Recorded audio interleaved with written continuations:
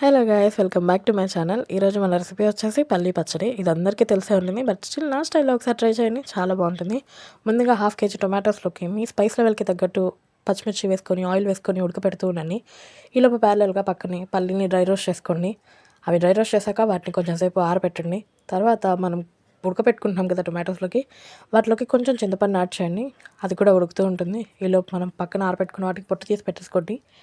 అది కూడా ఉడికాక దాన్ని ఆపేసి కాసేపు మంచిగా చల్లబడనివన్నీ.